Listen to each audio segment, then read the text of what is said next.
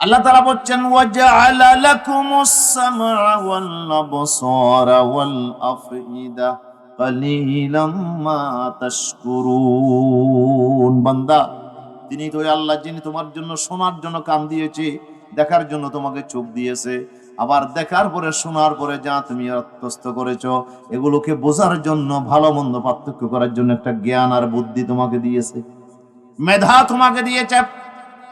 ওয়াল আফইদা, এমন একটা কলিজা তোমাকে দিয়েছে, এমন একটা তোমাকে আল্লাহ তাআলা শক্তি দিয়েছে, ভালো মন্দ তুমি পার্থক্য করতে পারো। আল্লাহ বলেন বান্দা কালিলাম মা তাশকুরুন, তবে তোমাদের ভিতরে আল্লাহর কৃতজ্ঞতা প্রকাশ করে এরকম মানুষের সংখ্যা একেবারে কম। ঘোষণা কে দিচ্ছে? মানুষের ভিতরে আল্লাহর কৃতজ্ঞ বান্দাদের সংখ্যা কম কম। কালিলুম মিন ইবাদিয়াশ শাকুর, আল্লাহ আরেক জায়গায় বলছে আমার শুকরগুজার বান্দাদের সংখ্যা একেবারেই অল্প। কলিলুন, কলিল মানে কম, আবার কলিলের উপর আরেকটা তনবিন দিয়েছেন, তনবিন মানে আরো কম। আকাল্লু মিনাল কলিল, কমার চাইতে কম, অল্প সংখ্যক মানুষ। কোটি কোটি মানুষের ভিতরে কতজন মানুষ জান্নাতে যাবে? আদম আলাইহিস সালামকে আল্লাহ কিয়ামতের দিন বলবে, এ আদম আখরিজ মিন আবনাইকা বাসান লিন-নার, জাহান্নামের জন্য একটা গ্রুপ তৈরি করা তোমার সন্তানদের ভিতর থেকে। আদম জিজ্ঞেস করবে আল্লাহ কতজনকে বের করব? আল্লাহ বলেন মিন কুল্লি আলফিন তিসআমিয়া ওয়া তিসআতুন ওয়া তিসঈন, 1000-এর ভিতরে 999 জনকে বের করো জাহান্নামের জন্য, একজন থাকবে শুধু জান্নাতের জন্য। তারপরে সুবহানাল্লাহ বলবেন না? হাজারে কয়জন? 1000-এ একজন যাবে জান্নাতে, আর 999 জন যাবে। আরেকটা বর্ণনা আসছে মিন কুল্লি মিয়াতিন তিসআতুন ওয়া তিসঈনা, 100 থেকে 99 জন বের করো, 100 থেকে একজন যাবে জান্নাতে, 1000-এর মধ্যে 10 জন। ওই হাদিস অনুসারে 1000-এ 10 জন, 100-তে 10 জন, প্রতি 1000-এ একজন অথবা 1000-এ 10 জন মানুষ আল্লাহ তাআলা জান্নাতে দেবেন। আর 990 জন কিংবা 999 জনকে আল্লাহ তাআলা জাহান্নামের জন্য আল্লাহ তাআলা রেডি করবেন। আল্লাহর বান্দাদের ভিতরে আল্লাহ বলেন আমার কৃতজ্ঞ বান্দাদের সংখ্যা একেবারেই কম। কৃতজ্ঞ বান্দাদের সংখ্যা একেবারে কম, একেবারে কলিল। কলিলুম মিন ইবাদিয়াশ শাকুর, আমার নিয়ামত ভোগ করছো, কিন্তু আমি আল্লাহ তাআলা তোমাকে আমি আল্লাহ পরীক্ষা করার জন্য এই নিয়ামতগুলো তোমাকে দিয়েছি। আল্লাহ বলছে আমি পরীক্ষা করার জন্য দিয়েছি। আল্লাহ তাআলা বলছেন কুল্লু নাফসিন যায়িকাতুল মাউত ওয়া নাবলুকুম বিশ-শাররি ওয়াল খায়রি ফিতনা। সুবহানাল্লাহ। আল্লাহ বলছেন বান্দা, প্রত্যেকটা মানুষকে মৃত্যুর স্বাদ গ্রহণ করতে হবে, মৃত্যুর পেয়ালা পান করতে হবে, স্বাদ গ্রহণ করতে হবে, মৃত্যু তাকে বরণ করতে হবে। ওয়া নাবলুকুম বিশ-শাররি ওয়াল খায়রি ফিতনা, আমি তোমাদেরকে পরীক্ষা করার জন্য বিপদ আপদ দেই এবং তোমাকে আমি নিয়ামত দেই পরীক্ষা করার জন্য। শর এবং খায়ের দুটোটাই হচ্ছে পরীক্ষার মাধ্যম। আল্লাহ আপনাকে অসুখ দেবেন পরীক্ষা করার জন্য, বিপদ দেবেন পরীক্ষা করার জন্য। কথা বলেন না? আল্লাহ তাআলা আপনাকে অ্যাক্সিডেন্ট করবেন, বিপদ দেবেন পরীক্ষা করার জন্য। এরপরে আপনাকে টাকা পয়সা দেবেন, ধন দৌলত দেবেন, ক্ষমতা দেবেন, চেয়ার দেবেন, আপনাকে সন্তান সন্ততি দেবেন, নাতি নাতনি দেবেন, আপনাকে বিলের মধ্যে বেশি করে ধান দেবেন, আপনার ফসলে বেশি করে আপনাকে আল্লাহ বরকত দেবেন। এই সব কিছু যা দেবেন এই সবগুলো পরীক্ষা করার জন্য। সুবহানাল্লাহ না হবে? এখন তো আল্লাহ আর চোখ তুলে চাইয়ে তো আর বেশি দেখতে আল্লাহ না, আর আল্লাহ বেশি দেখতে নইলে আইন না হইতে। আল্লাহ বলছে আমি দুনিয়ার সয় সম্পদ এগুলো আমি মানুষকে যাকে মোহাব্বত করি তাকেও দেই, আর যাকে মোহাব্বত করি না তাকেও দেই। ফেরাউনকে আমি ক্ষমতা দিয়েছি, টাকা পয়সা দিয়েছি, ধন দৌলত দিয়েছি, কারুনকে সম্পদ দিয়েছি। আল্লাহ বেশি মোহাব্বত করে তাদেরকে, আল্লাহ বেশি মোহাব্বত করে ফেরাউনকে, কারুনকে বেশি মোহাব্বত করে, আবু জেহেল আবুল হাবকে আল্লাহ বেশি মোহাব্বত করে। তো ওদেরকেও তো ক্ষমতা দিয়েছে, ওদেরকেও টাকা পয়সা দিয়েছে, ওদেরকে পদবি দিয়েছে, আল্লাহ কত কিছু তাদেরকে দিয়েছে। দুনিয়াতে খোদার দাবি করেছে ফেরাউন, নমরুদ এবং সদ্দাত বলছে আমি আল্লাহর জান্নাতে যাব না, আমার জান্নাত আমি তৈরি করব। এত বড় মহা শক্তি, এত বড় সহায় সম্পদ, পদ পদবী, অর্থবিত্ত আল্লাহ তাআলা তাদেরকে দিয়েছেন। এটা কি মুহাব্বতের প্রমাণ? তবে আল্লাহ তাআলা যাদের মুহাব্বত করেছেন তাদেরকেও দিয়েছেন। সুলাইমান আলাইহিস সালাম বিশ্ব শাসন করেছেন, গোটা পৃথিবীর উপরে যার শাসন ক্ষমতা আল্লাহ তাআলা দিয়েছিলেন, উনি নবীও ছিলেন আবার বাদশাহও ছিলেন। সিকান্দর জুলকারনাইন, গোটা পৃথিবীর উপরে তার শাসন ক্ষমতা দিয়েছিলেন কে?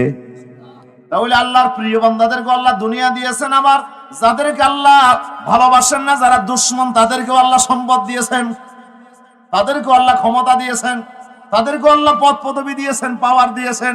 সুতরাং পদ পদবী, পাওয়ার, ক্ষমতা, ধন সম্পদ এগুলো আল্লাহর প্রিয় হওয়ার আলামত নয়। আল্লাহ রাসূল বলেছেন প্রিয় হওয়ার আলামত কি জানো? ক্বালান নাবিয়্যু, জোরে বলি সাল্লাল্লাহু আলাইহি ওয়াসাল্লাম, মান ইউরিদিল্লাহু বিহি খাইরান ইউফাক্কিহু ফিদ্দীন।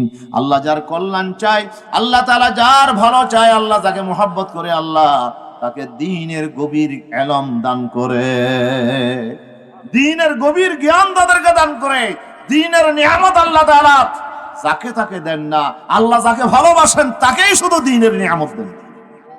আর দুনিয়ার টাকা পয়সা, দান দৌলত, এগুলো আল্লাহর প্রিয়, দুস্থ, দুশমন সবাইকে আল্লাহ দেন, এগুলোর কোনো দাম আল্লাহর কাছে নাই। এই জন্য আল্লাহর হাবিব বলেছেন, লাউ কানাতিদ দুনিয়া ইনদাল্লাহি জানাহা বাউদা মা সাকা কাফিরাম মিনহা শারবাতাম মিন মাইন। আল্লাহ রাসূল বলেছেন, যদি আল্লাহর কাছে এই দুনিয়ার মর্যাদা যদি একটা জানাহা বাউজা, একটা মশা, পুরা মশা নয়, মশার ডানা আছে কয়টা, ফাঁক আছে কয়টা? দুইটা। রাসূলুল্লাহ বলেছেন মশার একটা ডানা, একটা ফাঁক, পুরা মশা নয়। মশা হইল সবচেয়ে ছোট্ট প্রাণী।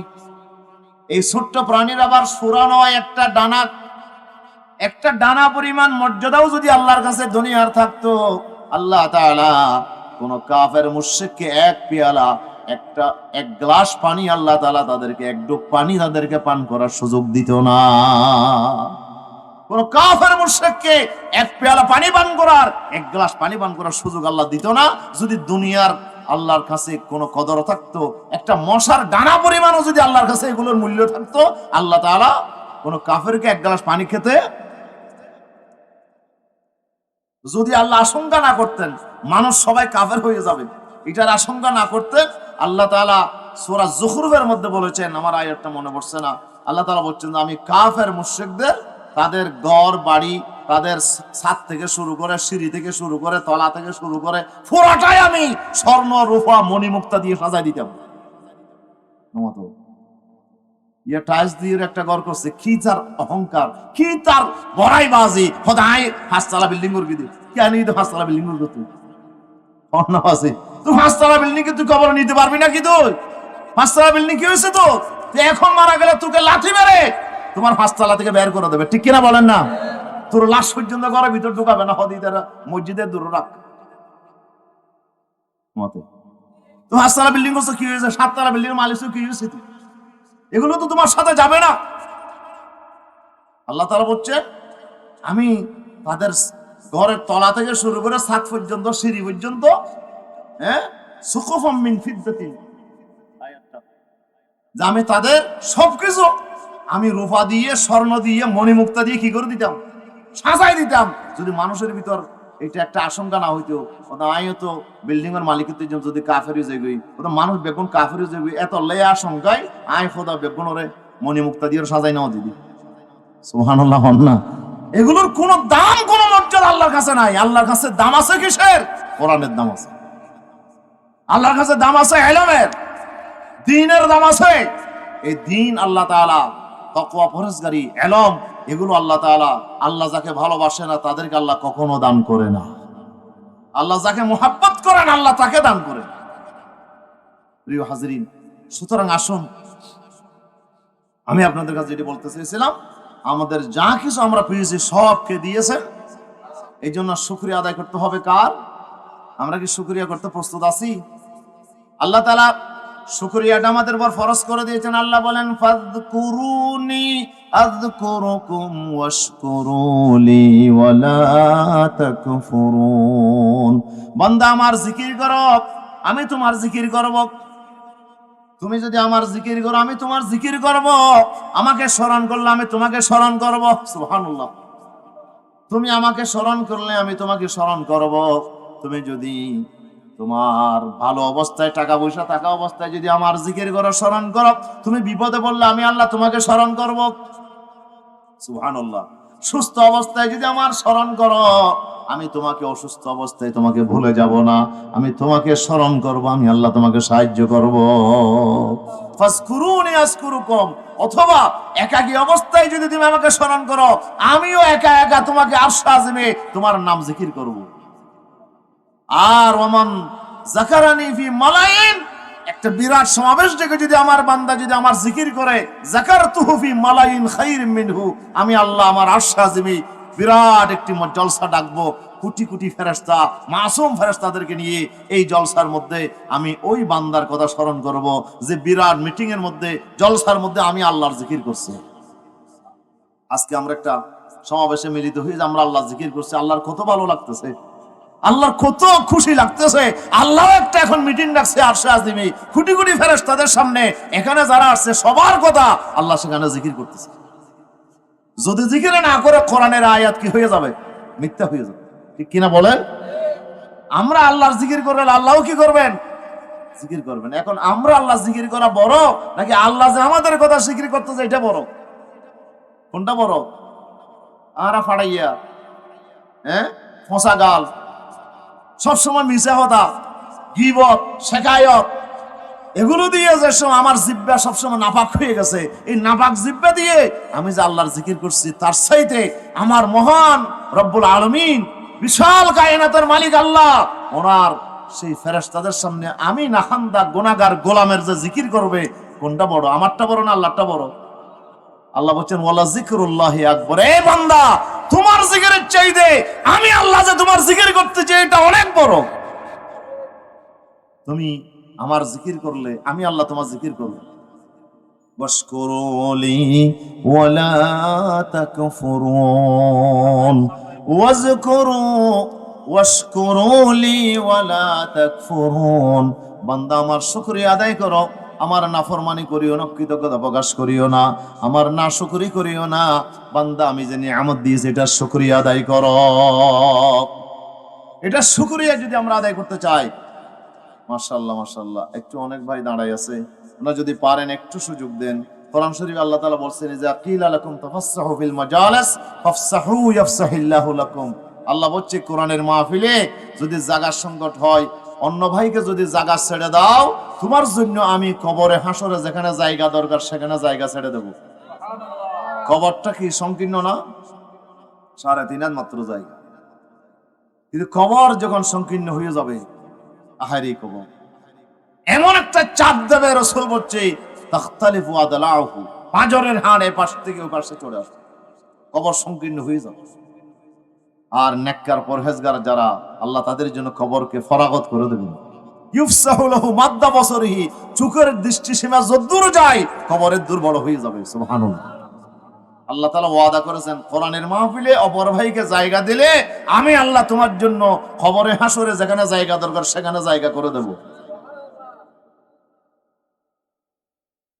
তাহলে এবার আসুন, শুকরিয়া করতে হবে কার? নিয়ামত দিয়েছেন কে? এই নিয়ামতের শুকরিয়া করার জন্য আমরা প্রস্তুত আছি না নাই? এই নিয়ামতের শুকরিয়া কিভাবে আদায় করব? আল্লাহ তাআলা আমাদেরকে যে নিয়ামত দিয়েছেন এটার শুকরিয়া আদায় করতে হবে 3 ভাবে। কয় ভাবে?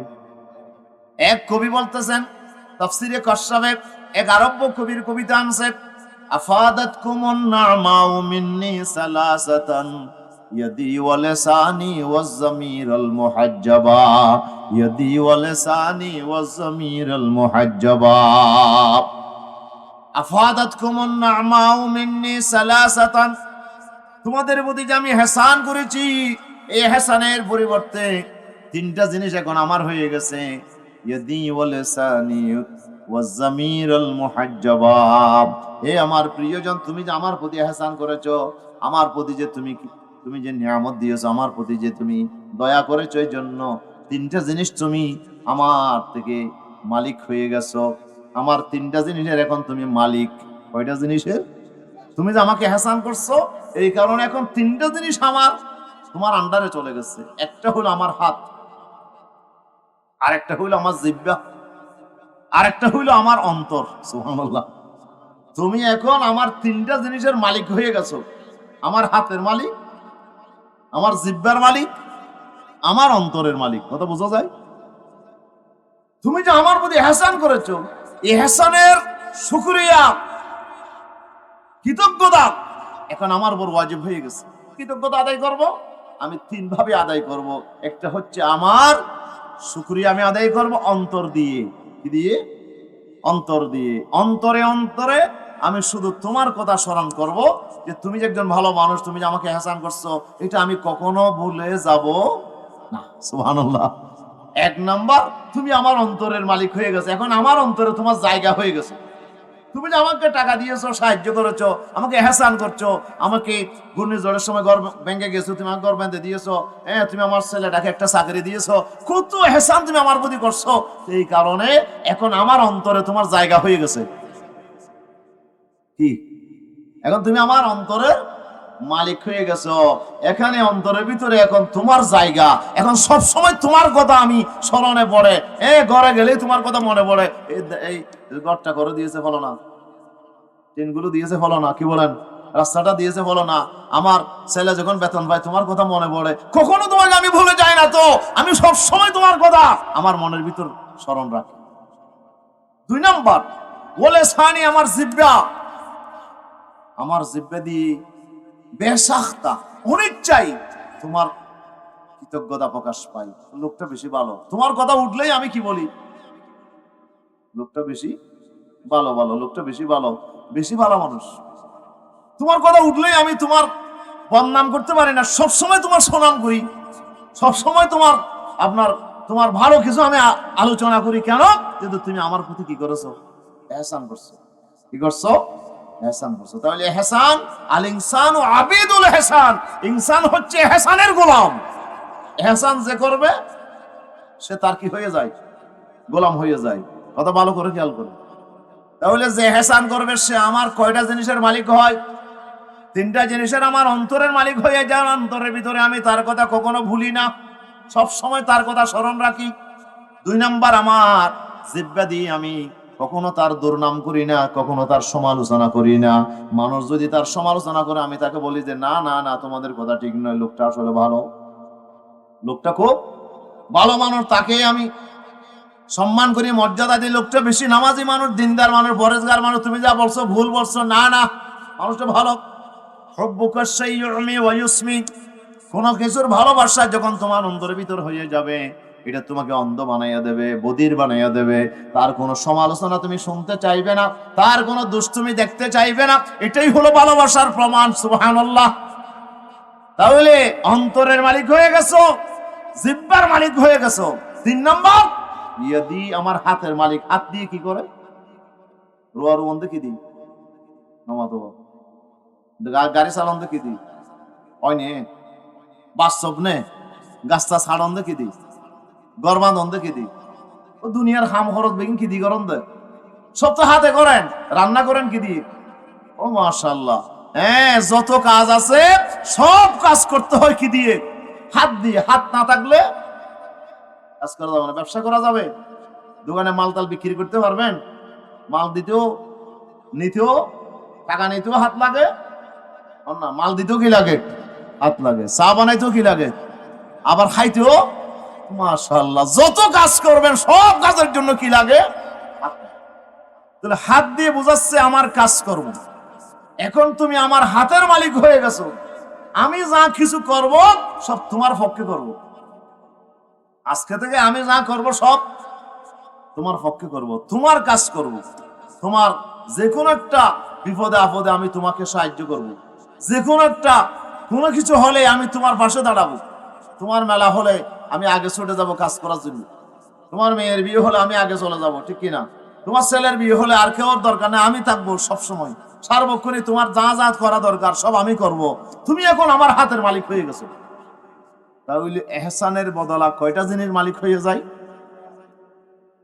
এখন আমার উপরে সবচেয়ে বেশি এহসান করছেন কে? বাইন নন্দম করতে কে করছেন বলেন না? নেতা করছেন, নেত্রী করছেন, আমার বাপে করছেন, আমার মা করছেন, হ্যাঁ তারাও এহসান করছে। তবে মা বাপের এহসান, নেতার এহসান, ভাইয়ের এহসান, বন্ধুর এহসান, এই দুনিয়ার সব কিছু এক পাল্লায় দিলেও আমার আল্লাহর এহসানের কোটি কোটি ভাগের এক ভাগের সমান হবে নাকি? কথা বলে সবচেয়ে বেশি এহসান করেছেন তিনি কে? আমি যে কিছুই ছিলাম না, আমার অস্তিত্ব ছিল না, আমার জীবন দিয়েছেন যিনি, আমার হায়াত দিয়েছেন যিনি, আমার টাকা দিয়েছেন, ধন দিয়েছেন, দৌলত দিয়েছেন, মেধা দিয়েছেন, বুদ্ধি দিয়েছেন, সন্তান সন্ততি দিয়েছেন, পদ পদবি দিয়েছেন, সব যিনি দিলেন তার এহসান তো শেষ নাই। সদ হাজারা শুকর তেরা আই মেরে পরওয়ারদিগার, লুৎফ তেরা বেকরানো, ফদল তেরা বেশুমার। আল্লাহু আকবার।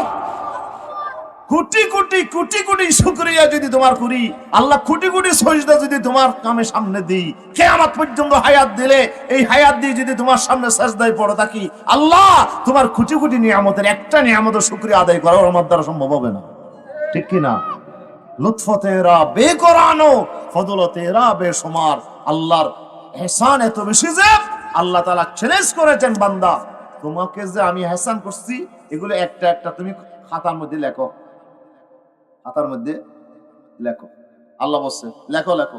তো লেখার জন্য কলম লাগবে না, নমাতে কাগজ লাগবে না, আপনার কালি লাগবে না।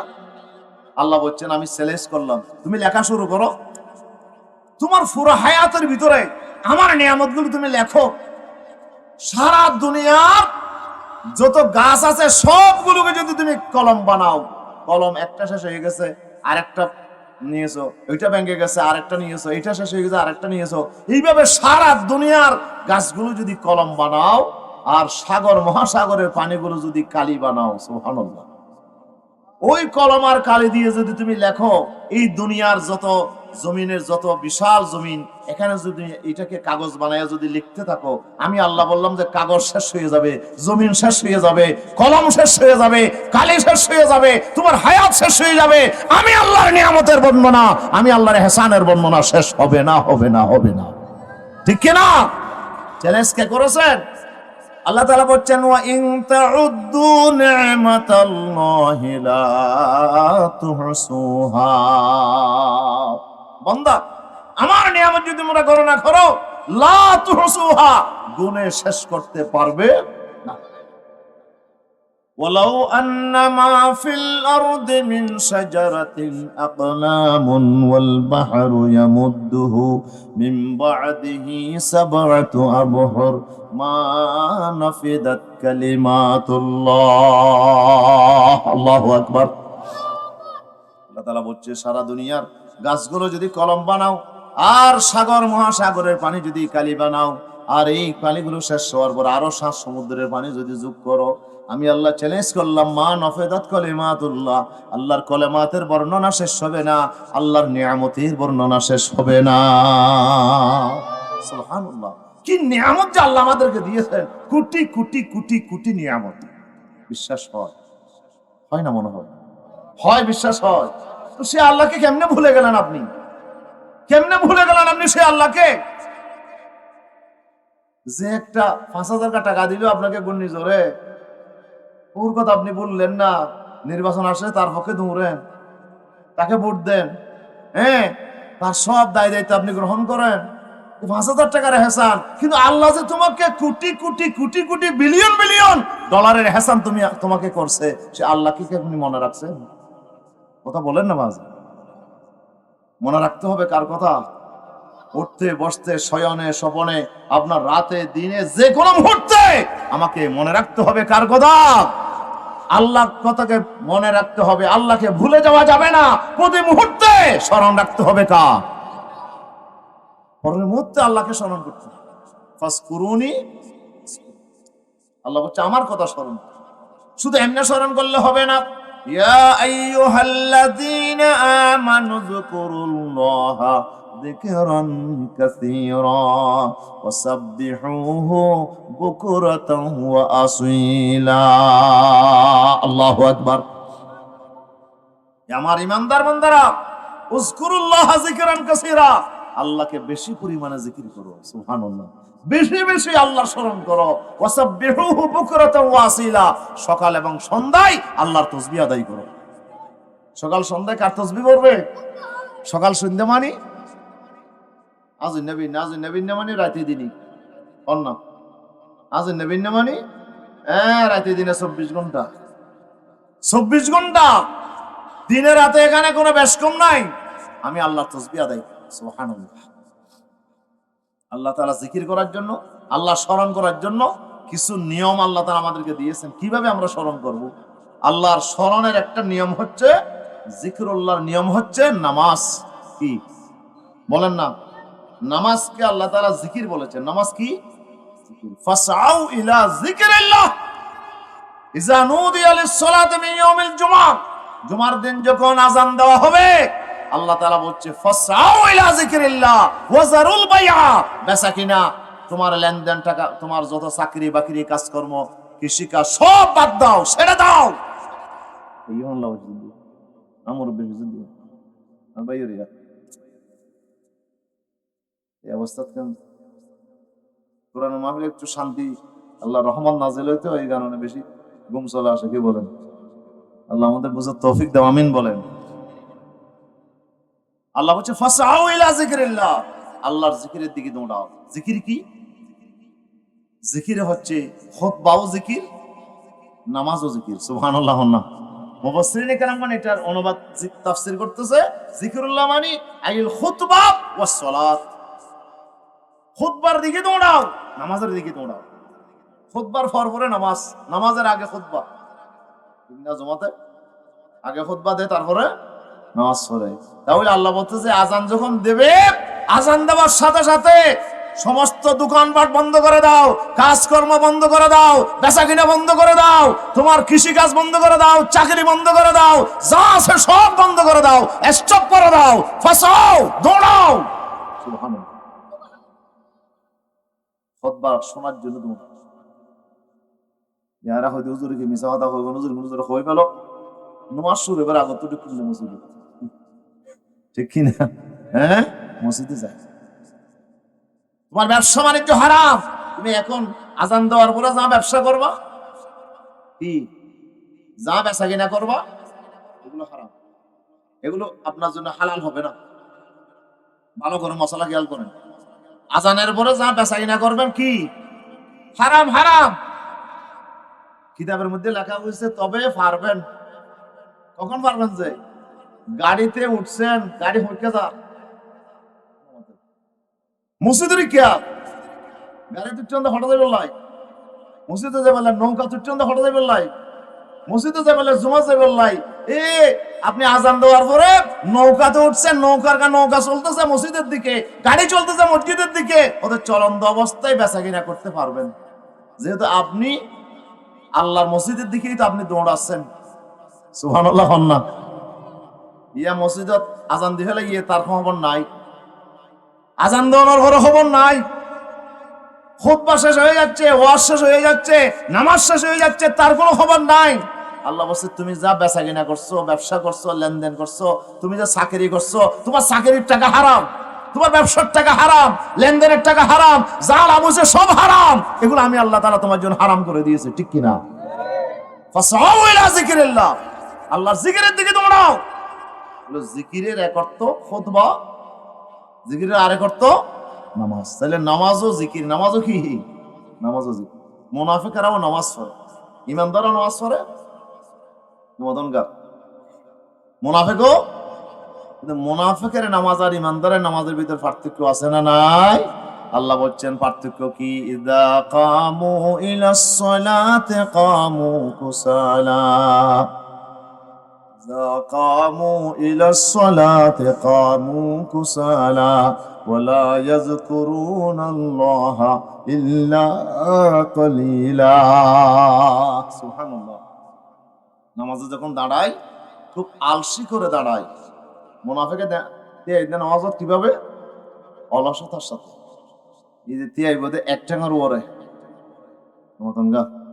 নামাজে দাঁড়াবে যে এমনি কয় পায়ের উপর দাঁড়াতে হয়? 2 পায়ে, কিন্তু সে দাঁড়াবে যে 1 পায়ের উপরে, আর 1 পা যেন ফরজ আছে। অলসতা করে দাঁড়ায়। আল্লাহ বলছে মুনাফিকরা নামাজ পড়ে, তবে নামাজে দাঁড়ায় অলসতার সাথে। নামাজের প্রতি কোনো খেয়াল ধ্যান তার নাই। তার ধ্যান চলে গেছে আরেক জায়গায়, মন চলে গেছে আরেক জায়গায়। লা ইয়াজকুরুনাল্লাহ ইল্লা কলিলা। পুরা নামাজের ভিতরে অল্প সময় শুধু আল্লাহর কথা জিকির করে, অল্প সময় শুধু আল্লাহর কথা মনে আছে, আর বাকি সব নামাজের ভিতরে সে গাদা গোরা, দোকান ফাট, ওই কি আল্লাহ মজুর, এগুলোর কথা মনে মনে স্মরণ করতেছে নামাজের ভিতরে, ঠিক কিনা? আল্লাহর আরে বলতেছে দরজুবা তসবিহ দর দিল গাও খর ইচুনি তসবিহ কাইদারদ আসর। বরজুবা তসবিহ দর দিল গাও খর ইচুনি তসবিহ কাইদারদ আসর। মুখের মধ্যে তুমি তেলাওয়াত করতেছো, আলহামদু পড়তেছো, আলহামদু এক নিয়ে আসে শেষ ইন্দে আলহামদু শুরু করছি দে এর নিয়ে আসে অলদ দোয়াল্লি কি হইছি তো হইনি পারে দেন মন গড়া পড়ে যার কই বরজুবা তাসবিহ, মুখের মধ্যে তাসবিহ পড়তেছে, মুখের মধ্যে সুবহান রাব্বিয়াল আলা, সুবহান রাব্বিয়াল আলা, এটা সুবহান রাব্বিয়াল আলা পুরা পড়তেছে না, সুবহান রাব্বিয়াল আলা, সুবহান রাব্বিয়াল আলা, ঠিক কি না? অনেক তাড়াহুড়া করে, খুব তাড়াহুড়া করে নামাজ পড়তেছে, আল্লাহর কথা স্মরণ নাই। তার নামাজের ভিতরে স্মরণ হচ্ছে দোকানের ছেলে একটা বসা দিয়েছি, গরু মনে হয় দান খারমাল্লা হন না। মন চলে গেছে কোথায়? হ্যাঁ, মন চলে গেছে দানের কোটায়, মন চলে গেছে দোকানে, মন চলে গেছে বাজারে, মন চলে গেছে আরেক জায়গায়, মন তো এখানে নাই। আল্লাহ বলছে ওয়ালা ইয়াজকুরুনাল্লাহ ইল্লা কলিলা, আল্লাহর জিকির করে খুব কম সময়। এটা মুনাফিকের নামাজ। আর ইমানদার নামাজের পুরো সময়টাই সে আল্লাহর জিকিরের ভিতরে কাটিয়ে দেয়, সুবহানাল্লাহ। তার স্ত্রী পুত্র ধন সম্পদ টাকা পয়সা সব ভুলে গেছে, আর সব ভুলে সে এক মনে আল্লাহর জিকির করতেছে, সুবহানাল্লাহ বলেন না? এক মনে কি করতেছে? আল্লাহ জিকির। আল্লাহ জিকির দিয়ে শুরু, আল্লাহু আকবার দিয়ে নামাজ শুরু করলাম, তারপরে তাসবিহ বললাম, সুবহানাকা বললাম, তারপর আমরা কোরআন শরীফ তেলাওয়াত করলাম, সূরা ফাতিহা বললাম, কোরআন শরীফ পড়লাম, এরপর আমি রুকুতে গেলাম, এরপরে তাসবিহ বললাম। এখানে যতক্ষণ আমি নামাজ পড়বো পুরাটাই সময় কার জিকির করতেছি? বলেন কার জিকির? তাহলে নামাজের এই যে নিয়মে আল্লাহ জিকির করা, এটা কে শিখাইছেন? শুধু আল্লাহ আল্লাহ জিকির করা ও জিকির, লা ইলাহা ইল্লাল্লাহ পড়াটাও জিকির। আমাদের ভিতরে কিছু ভাই আছে শুধু জিকির করে, দিন রাত শুধু জিকির করে, কিন্তু নামাজ পড়ে না। এরকম নামাজও দরকার গায়ে জিকির করি তো, কিন্তু জিকির তো আপনি করবেন, কিন্তু জিকিরটা কোন নিয়মে করবেন সেটা আমার আল্লাহ তাআলা ফরজ করে দিয়েছেন, দেখাই দিয়েছেন কিভাবে জিকির করবেন। নামাজের হালতে জিকির করা এটা আল্লাহর কাছে সবচেয়ে পছন্দনীয়। নামাজের মধ্যে আপনার জিকির করবেন, নামাজ পুরাটাই হচ্ছে আল্লাহ জিকির। এই জন্য বিশ্বনবী বলেছেন কারো নামাজ 10 ভাগের 1 ভাগ কবুল হয়, কারো নামাজ 9 ভাগের 1 ভাগ কবুল হয়, কারো নামাজ 8 ভাগের 1 ভাগ কবুল হয়, কারো নামাজ 7 ভাগের 1 ভাগ কবুল হয়, সুবহানাল্লাহ হন না? কারো নামাজ 6 ভাগের 1 ভাগ, কারো নামাজ 5 ভাগের 1 ভাগ, হাদিস শরীফ, কারো নামাজ 4 ভাগের 1 ভাগ, কারো নামাজ 3 ভাগের 1 ভাগ। ইয়া রাসূলুল্লাহ এগুলো কি?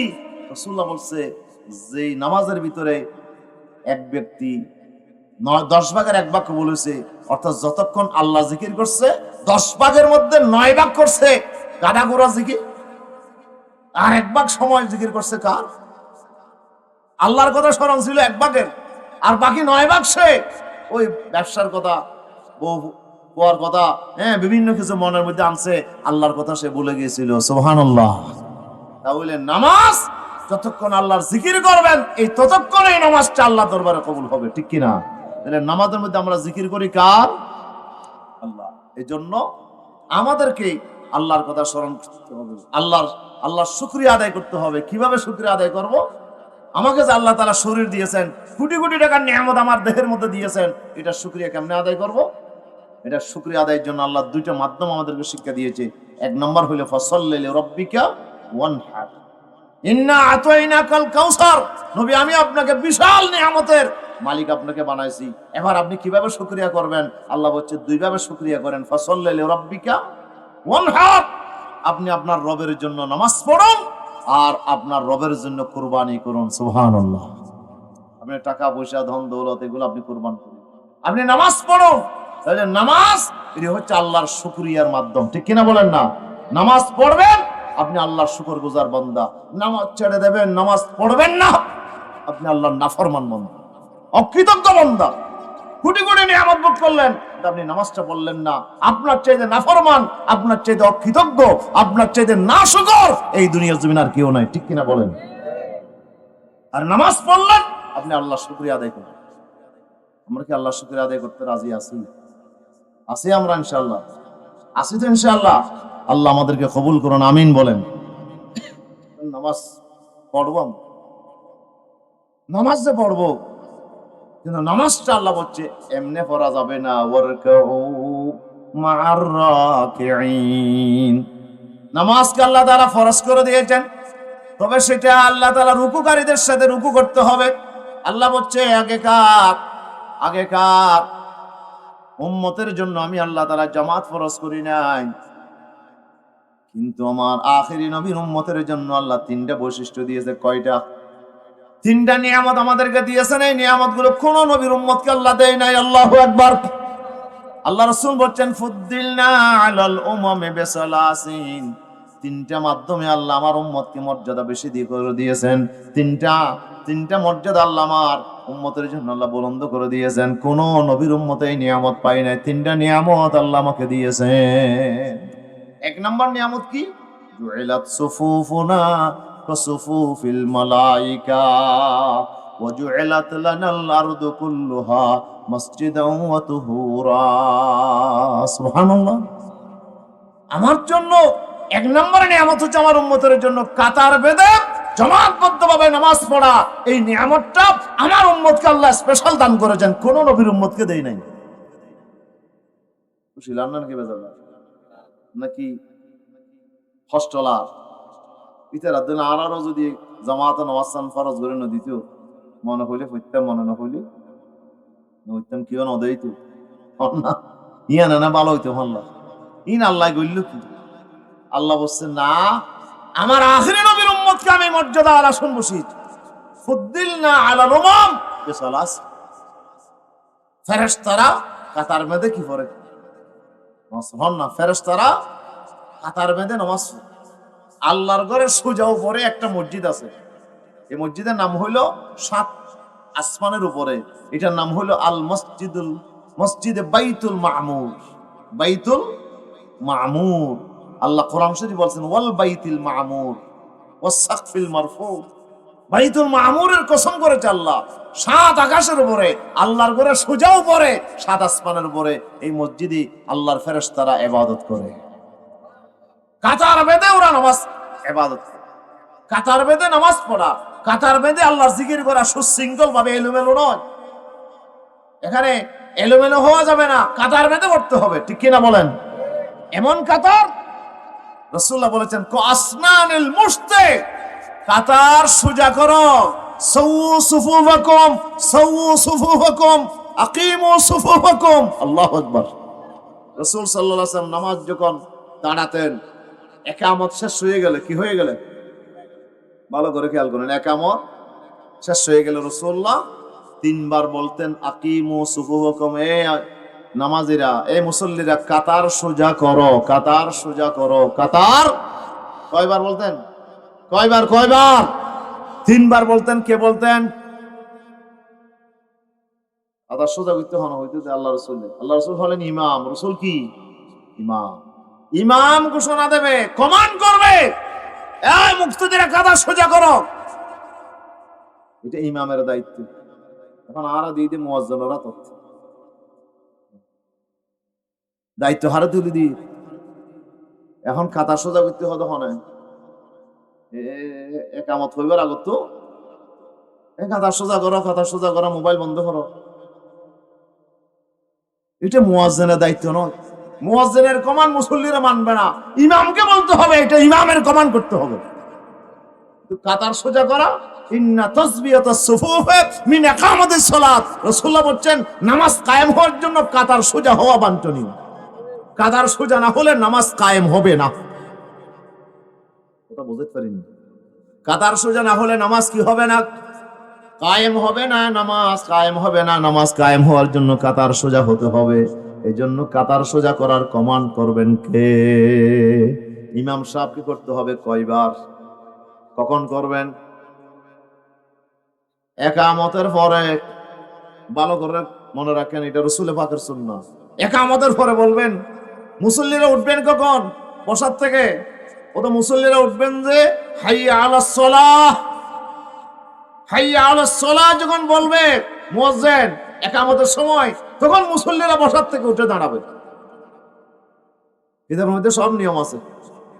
এখন তো একামত হইবার আগে তোমাদের কাদা সোজা করো, বেগুন উড়িয়ে তোমার, এটা সুন্নত নয়। সুন্নত হচ্ছে হাইয়া আলাস সালাহ বলার সময় মুসল্লিরা বসার থেকে উঠবে। এরপরে সবাই দাঁড়ানোর পরে একামত যখন শেষ হয়ে যাবে, ইমাম সাহেব বলবো যে আকিমু সুফুফাকুম, আকিমু সুফুফাকুম, সাওয়ু সুফুফাকুম। এখনো হেরামের মধ্যে বলে, আপনারা যারা হেরামে গিয়েছেন দেখেছেন, ইমাম সাহেব কখন একামত শেষ হওয়ার পরে ইমাম সাহেব নামাজ শুরু হওয়ার আগে বলবে যে সাওয়ু সুফুফাকুম, কাতার সোজা করো, কাতার সোজা করো, 3 বার বলতেন। এটা রাসূল পাকের সুন্নাহ। তো কাতার সোজা না হইলে নামাজ হবে না। হবে নামাজ হইব, কিন্তু নামাজ জামাতে যে আমরা পড়তেছি, জামাতে নামাজটার সওয়াব আমরা পাবো না। একামতে সালাত হবে না। একামতে সালাতের জন্য কাতার সোজা করতে হবে। কিছু মসজিদের মধ্যে এখন পুরা মসজিদের একটাও কাতার সোজা নাই, এরকম কাতার সোজা নাই কেন? কাতার সোজা না থাকার কারণ হচ্ছে আমরা কাতার সোজা করি কি দিয়ে? পায়ের আঙ্গুল দিয়ে। পায়ের আঙ্গুল দিয়ে কাতার সোজা হবে? পায়ের আঙ্গুল কারো লম্বা আছে, কারো বেটে আছে, কারো পা লম্বা, কারো পা। পায়ের আঙ্গুল দিয়ে কাতার সোজা হবে না। কাতার সোজা করতে হবে পায়ের মুড়ি দিয়ে। কি দিয়ে? পায়ের মুড়ি দিয়ে কাতার সোজা করতে হবে। আপনার মুড়ি যেন সবার সমান হয়। কথা কি বুঝাইতে পারছি আমি? পায়ের মুড়ি দিয়ে কি করতে হবে? কাতার সোজা করতে হবে। পায়ের মুড়ি যদি সমান হয়, কাতার সোজা হবে। এটা সবার মনে রাখবেন। হযরত হুযায়ফা বলতেছে, আমি এক মসজিদে ঢুকলাম, কাতার বাঁকা। তো আমি জিজ্ঞেস করলাম, তোমরা এইভাবে নামাজ পড়তেছো ক বছর? হয়তো 40 বছর। এই 40 বছর তো নামাজ একটাও কবুল হয়নি। একটা নামাজও কবুল হয় না, যেহেতু তোমাদের কাতার বাঁকা। কাতার যদি বাঁকা হয়, আল্লাহর গজব ওই মহল্লাবাসীর উপরে আসবে। সেটা কি? আপনি যখন কাতার এলোমেলো করছেন, আপনাদের অন্তরগুলো আল্লাহ এলোমেলো করে দেবেন। মহল্লার মানুষের অন্তর কি হয়ে যাবে? এলোমেলো হয়ে যাবে। এটি আল্লাহর গজব। কাতার যখন বাঁকা করবা, তোমাদের অন্তর বাঁকা হয়ে যাবে। একজনের সাথে আরেকজনের মিল হবে না, একজনের সাথে আরেকজনের ঝগড়া লেগে থাকবে। ওই মহল্লার মধ্যে, ওই সমাজের মধ্যে ঝগড়া ফসাদ বাড়বে, ফুজিয়া ফসাদ বাড়বে, মারামারি হবে, হানাহানি হবে। যেই মহল্লার মসজিদে কাতার কি হয় না? সোজা হয় না। এই জন্য রাসূল বলেছেন, সাওয়ু সুফুফাকুম, কাতার সোজা করো। ইন্না তাসবিয়াতাস সুফুফ মিন ইকামাতিস সালাত। কাতার সোজা করো, এটা নামাজ কায়েমের একটা অন্যতম শর্ত। সুবহানাল্লাহ। তাহলে নামাজ কাতার যে সোজা করব, কিভাবে করব? রাসূল বলেন, কোয়াসনানিল মুশতাক, চিরুনি দাঁতের মতো। চিরুনি আছে না ওনারা তো চিরুনি হইলে না অনি হওয়া করিব, অনি অনি কি হওয়া করিব তো বাজে অনি হইয়া বুঝিয়ে দিয়ে। অনির দাঁত আছে না, দাঁতে গুলো কি হইতে হবে? বেশ কম নাকি একবারে বরাবর? রাসূলুল্লাহ বলছে কোয়াসনানিল মুশতাক। কি সুন্দর উদাহরণ দিয়েছে। চিরুনির দাঁত যেমন সমান, কাতার ঠিক সেভাবে সমান হইতে হবে। কাতার সমান হওয়া এটা দরকার। কেন? আল্লাহ তাআলা জামাতবদ্ধভাবে নামাজ ফরজ করে দিয়েছেন উম্মতের উপর। কেন জামাতে পড়তে হবে নামাজ? যেন সমাজের মধ্যে উঁচু নিচুর ভেদাভেদ না থাকে, গরিব ধনীর কোনো ভেদাভেদ না থাকে। সবাই যেন আমরা আল্লাহর গোলাম হয়ে যায়। एक ही सफ में खड़े होंगे ये महमूद अयास, एक ही सफ में खड़े होंगे ये महमूद अयास, न कोई बंदा रहा और न कोई बंदा नवाज। একই কাতারে দাঁড়িয়ে গেছে ভারতবর্ষের প্রতাপশালী শাসক সুলতান মাহমুদ গজনবী, সুবহানাল্লাহ। তার পাশে দাঁড়াইছে কে? তার গোলাম গোলাম গোলাম বাদশার গোলাম আয়াস বাদশার পাশে দাঁড়াইছে, একবারে সমান। বাদশা যে দূরে দাঁড়াইছে, গোলামও তার পাশে তো দূরে দাঁড়াইছে, একটু নিচু হয় নাই, উপর উঠে নাই। সুবহানাল্লাহ। বাদশার কোনো ক্ষমতা নাই, এই গোলাম তুমি আমার পাশে কেমনে দাঁড়াইলা, তোর কি এত সাহস, নামি যা, এই কথা বলার সাহস বাদশার নাই, ঠিক কিনা বলেন? আর গোলাম, তার মন ছোট করার কোনো কারণ নাই। আল্লাহ বলছে, এই গোলাম তুমিও আমার গোলাম, বাদশাও আমার গোলাম, আমার দরবারে কোনো বেশ কম নাই। আল্লাহ তাআলা জামাত কেন ফরজ করে দিলেন? জামাতটা কেন আল্লাহ আমাদের উপর আবশ্যক করে দিলেন? আবশ্যক করে দেওয়ার অর্থ হচ্ছে সমাজের ভিতরে ধনী গরিবের ব্যবধান তুলে দেওয়া, ঠিক কিনা? ধনী গরিবের ব্যবধান, শাসক শাসিতের ব্যবধান, একজন আরেকজনের উপরে যে অহংকার, যে বাড়াবাড়ি আমরা করি, আমাদের অন্তর থেকে যেন বাড়াবাড়ি আল্লাহ তাআলা দূর করে দিতে পারেন। আমাদের অন্তরের ভিতরে যেন একজনের সাথে আরেকজনের মোহাব্বত, ভ্রাতৃত্ব বন্ধন তৈরি হয়। এই জন্য আল্লাহ নামাজকে জামাতবদ্ধভাবে ফরজ করে দিয়েছে। কথা বোঝা যায়? কথা বোঝা যায়?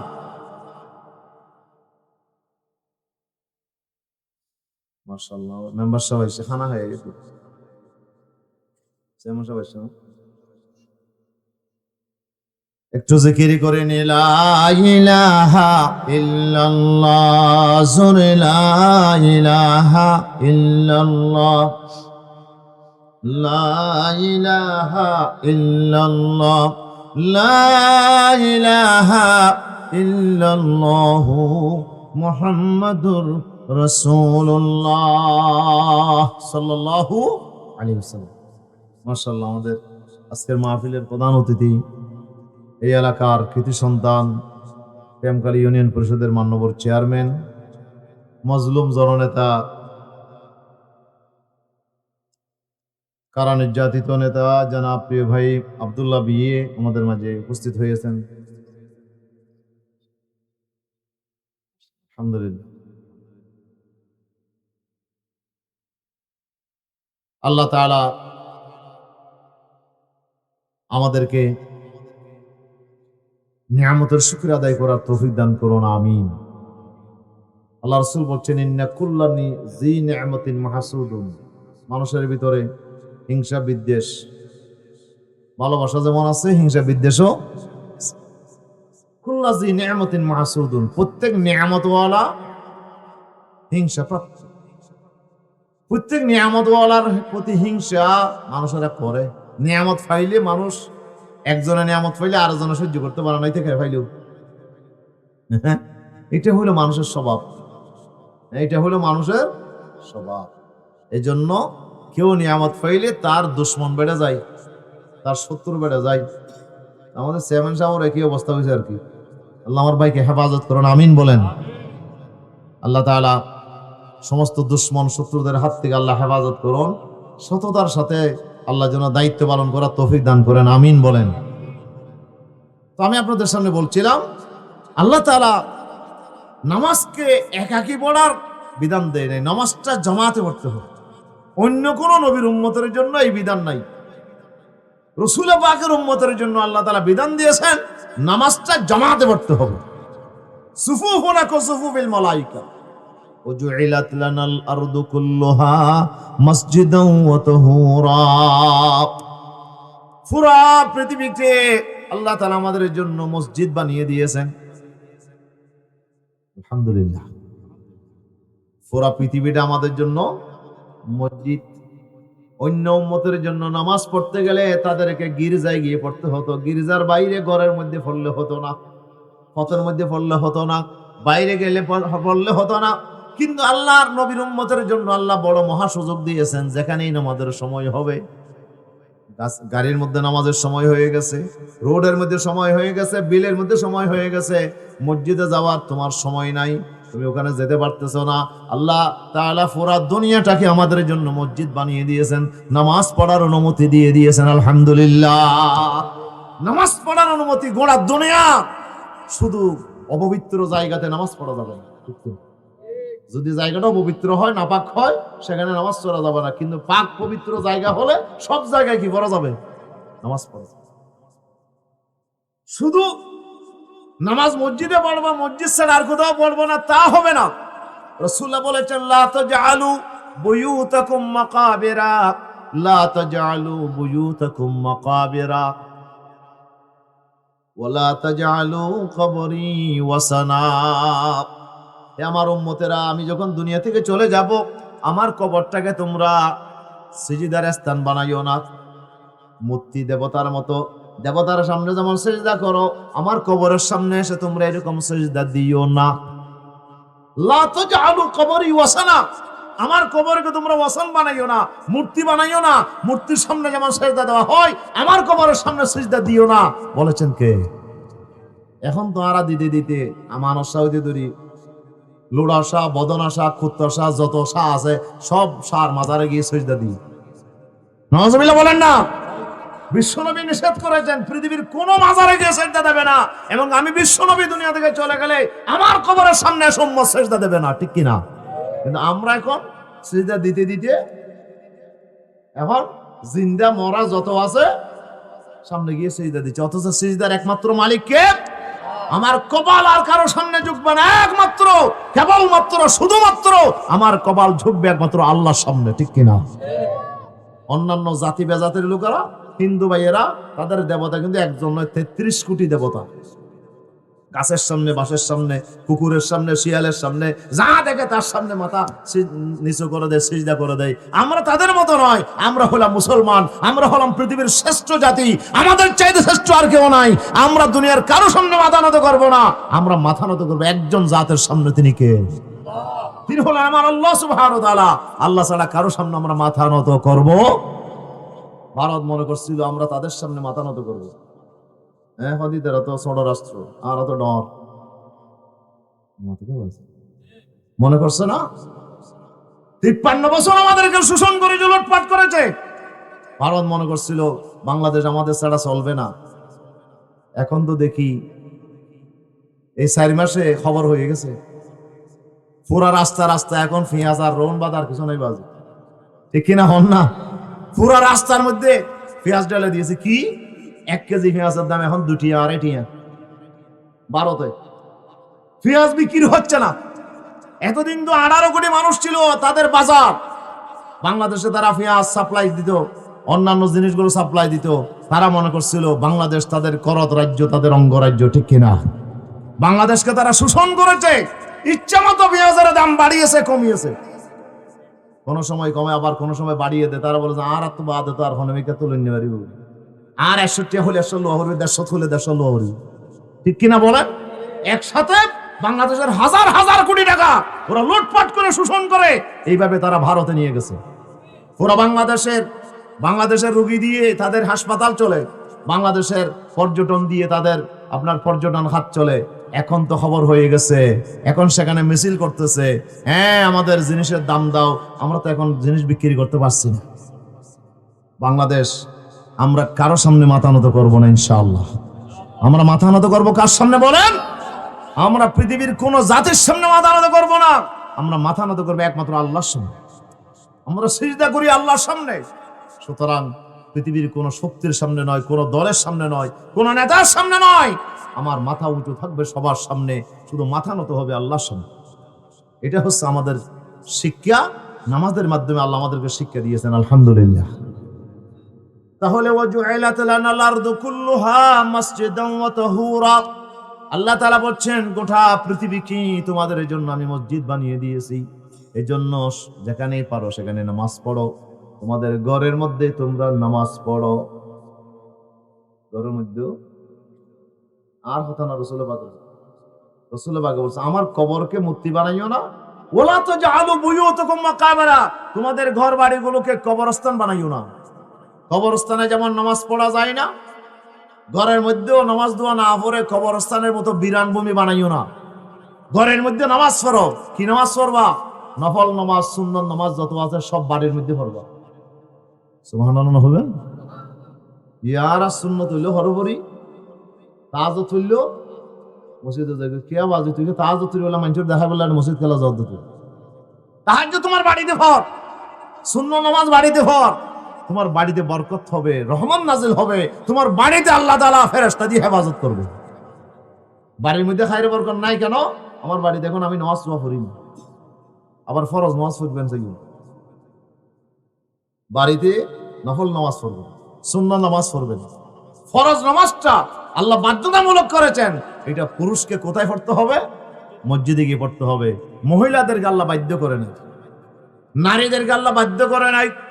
রাসূলুল্লাহ বলেছেন কারু বুয়ুতিহিন্না মাসাজিদু, বাড়ির ভিতরে যে অন্দরমহল আছে এটাই তাদের জন্য মসজিদ, এটাই তাদের জন্য বুয়ুতুহুন্না খায়রুল লাহুন্না। ওই বাড়ির ভিতরে নামাজ পড়া, মসজিদে এসে নামাজ পড়ার চাইতে উত্তম।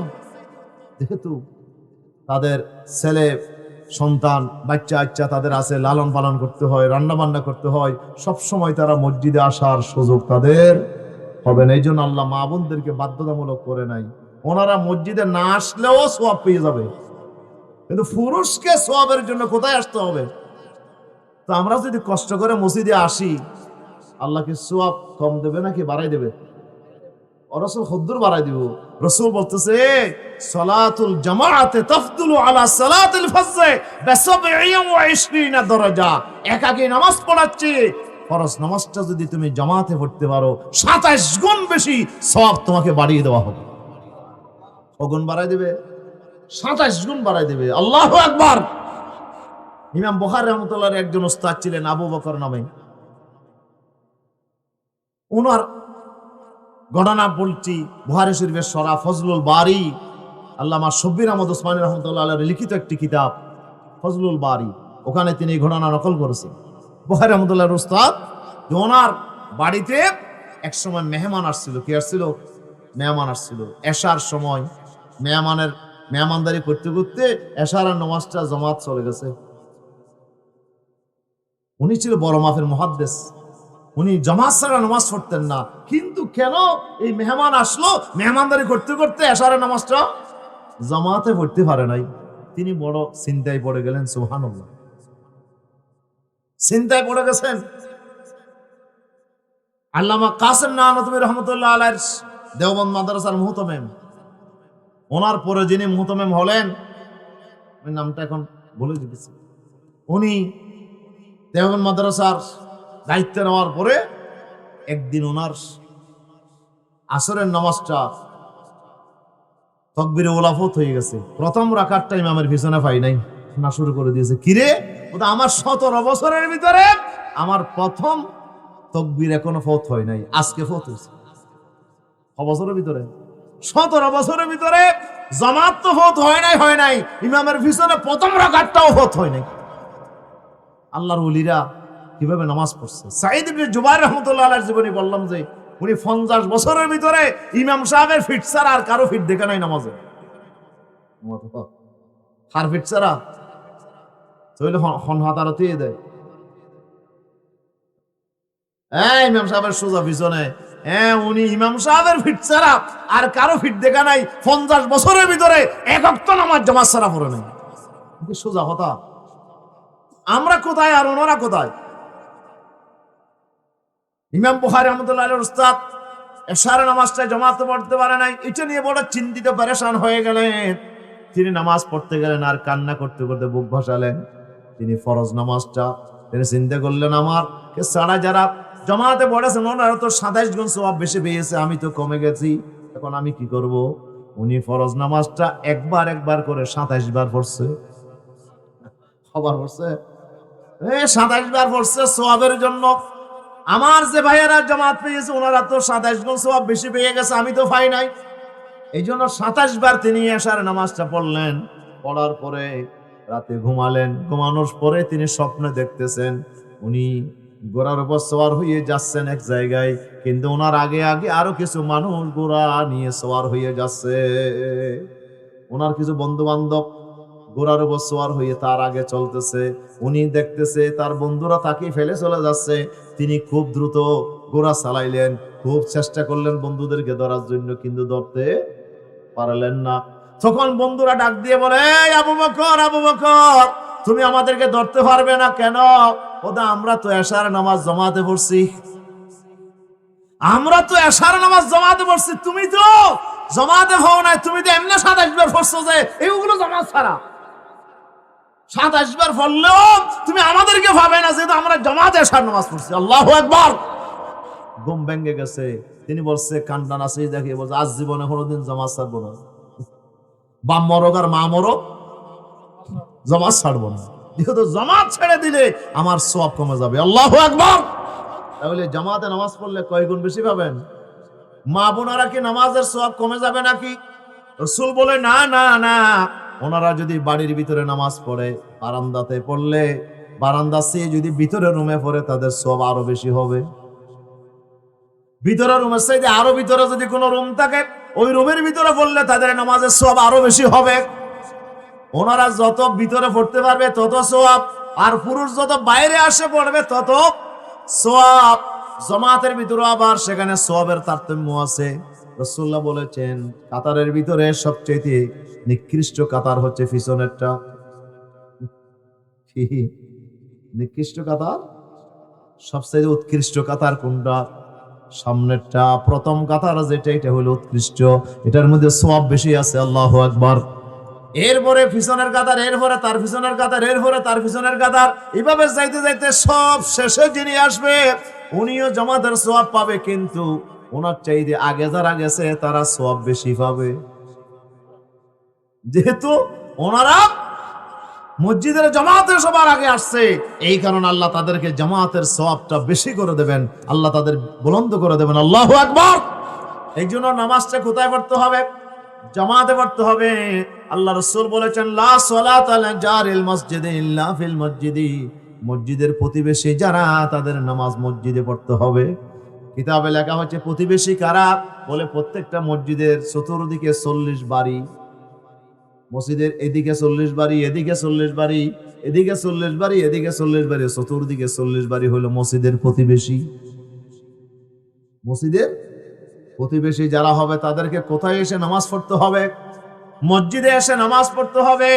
এই নামাজ পড়াটা আল্লাহ তাআলা তাদের জন্য আবশ্যক করে দিয়েছেন। রাসূল পাকের একজন সাহাবী ছিল, তার নাম ছিল আব্দুল্লাহ বিন উম্মে মাকতুম। আদা সাহাবী। কি সাহাবী? আদা সাহাবী, আল্লাহর পয়গম্বরের সাহাবী। তিনি আল্লাহর পয়গম্বরের কাছে এসে বলেন ইয়া রাসূলুল্লাহ, ইয়া হাবিবাল্লাহ, আমি তো আদা মানুষ, সব সময় মসজিদে আসা আমার পক্ষে সম্ভব হয় না, মাঝে মাঝে অসুবিধা হয়ে যায়। হুজুর, আমি একটু নিয়ত করেছি বাড়ির ভিতরে আমি পড়বো, আজান দিলে কোথায় নামাজ পড়বো? বাড়িতেই পড়বো। আপনি যদি অনুমতি দেন আমি মসজিদে না এসে বাড়িতে পড়বো। রাসূলুল্লাহ বলেন ঠিক আছে, তুমি যখন আদা মানুষ, তোমার জন্য অনুমতি আছে। খুশি হয়ে আব্দুল্লাহ চলে যাচ্ছিল, ঠিক এই সময় জিবরাইল এসে হাজির। আল্লাহু আকবার। আল্লাহর পয়গম্বর জিবরাইলের কথা শুনে ডাক দিলেন আব্দুল্লাহকে ডাকো। আব্দুল্লাহ চলে আসছে। আব্দুল্লাহ জিজ্ঞেস করলেন আব্দুল্লাহর একটা প্রশ্নের জবাব দাও, মসজিদে নববীর আজান কি তোমার বাড়িতে শোনা যায় কিনা? সুবহানাল্লাহ। মসজিদে নববীর আজান তোমার বাড়িতে শোনা যায়? সে বলল ইয়া রাসূলুল্লাহ, ইয়া হাবিবাল্লাহ, মসজিদে নববীতে যখন বেলাল আজান দেয়, বেলালের আজান আমার বাড়িতে শোনা যায়। রাসূলুল্লাহ বলেন এই আব্দুল্লাহ শোনো, আমি প্রথম যে অনুমতি দিয়েছিলাম এটা ক্যান্সেল করে দিলাম, এটা ক্যান্সেল করে দিলাম। আজান যদি তোমার বাড়িতে শোনা যায়, আদা হলেও তোমাকে হেঁটে হেঁটে মসজিদের জামাতে আসতে হবে। আল্লাহু আকবার। আরো জোরে বলে আল্লাহু আকবার। সুস্থ মানুষের জন্য নয়, আদা মানুষের জন্য রাসূল বলছে আজান যদি বাড়িতে শোনা যায়, তোমাকে অবশ্যই মসজিদের জামাতে হাজির হতে হবে। কথা বুঝতে পারছেন? হ্যাঁ, ওজর থাকলে ভিন্ন কথা। ওজর কি? বেশি বৃষ্টি হয়েছে, বাড়ির সাথী নাই, বন্যা উঠেছে, কি বলেন, আপনি অসুস্থ হয়ে গেছেন, হাঁটতে পারতেছেন না, উজুর যদি এরকম থাকে, অথবা গোসল ফরজ হয়ে গেছে, এখন ফরজ গোসল করতে করতে আপনার জামাত চলে গেছে, এরকম কিছু উজুর যদি আপনার থাকে, তাহলে সেটা ভিন্ন কথা। উজুর ছাড়া, বিনা উজুরে জামাত ছাড়া যাবে। রাসূলুল্লাহ বলেছেন আল জামাআতু মিন সুনানিল হুদা। ফরজ অধ্যক্ষ উঠতে গেল, হ্যাঁ, ও হিসাব করিবেন না। আল জামাআতু মিন সুনানিল হুদা লা ইয়াতরুকুহা ইল্লা মুনাফিকুন। মুসলিম শরীফের হাদিস। মাওলানা আব্দুর রহিমের লিখিত হাদিস শরীফ নামে একটা কিতাব আছে। হাদিস শরীফ বইয়ের নাম কি? এটা বাংলা হইছে, এটা আপনারাও কিনতে পারবেন। হাদিস শরীফ বইয়ের নাম, কিতাবের নাম। জি, ও সামনে তো আসছে, আপনার পারলে আর একটু সামনে আসতে পারেন, অনেক ভাই দাঁড়িয়ে গেছে।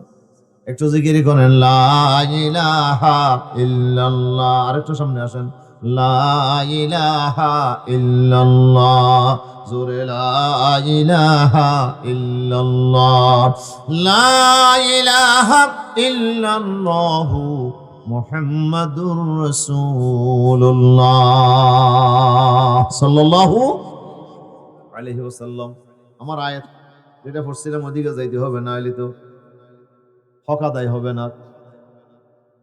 তবে আমি যা বলছি সব আয়াতের সংশ্লিষ্ট। আল্লাহ তাআলা পেয়ারা রাসূল বলছেন আল জামাআতু মিন সুনানিল হুদা, আমি যে হেদায়েত, যে কোরআন আমি তোমাদের জন্য নিয়ে আসছি, এই কোরআনের যতগুলো নিয়ম আল্লাহ তাআলা বলে দিয়েছেন, তার ভিতরে একটা নিয়ম হচ্ছে নামাজটা জামাতে পড়তে হবে। জামাতে পড়াটা এটা কোরআনের মধ্যে বলেছেন। কোথায় বলছে? আল্লাহ তাআলা কোরআনের ভিতর বলছেন ওয়ারকাউ মা'র রাকিঈন, রুকুকারীদের সাথে তুমি রুকু করো, একা একা পড়িও না, রুকুকারীদের সাথে জামাতবদ্ধভাবে নামাজ পড়ো। আদেশ কার? এটা আদেশ করেছেন কে? আল্লাহ তাআলা আদেশ করেছেন। এই জন্য রাসূলুল্লাহ বলছে আল জামাআতু মিন সুনানিল হুদা, এটা আমি আদেশ করি নাই, এটা আমার আল্লাহ আদেশ করেছেন। নামাজটা জামাতে পড়তে হবে। জামাত হচ্ছে আমার কোরআনে যতগুলো নিয়ম আল্লাহ বলে দিয়েছেন তার ভিতরে অন্যতম ঘোষিত নিয়ম হচ্ছে জামাতে নামাজ। লা ইয়াতরুকুহা ইল্লা মুনাফিকুন, রাসূলুল্লাহ বলছে এই জামাত ছেড়ে দেবে কারা জানো? একমাত্র মুনাফিকরা এই জামাত ছেড়ে দেবে। কঠিন কথা, কঠিন কথা। যারা জামাতে নামাজ পড়বে না, রাসূল বলছে তারা মুনাফিক। তারা কি? সোজা কথা, মুনাফিক। মুনাফিক ছাড়া কেউ জামাত ত্যাগ করবে না। যে মুনাফিক, যার ভিতরে মুনাফিকই আছে, সেই শুধু জামাত ত্যাগ করবে।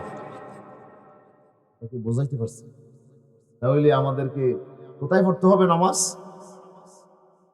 জামাতে পড়তে হবে। পুরুষদেরকে জামাতে পড়তে হবে, মহিলারা বাড়িতে পড়বে।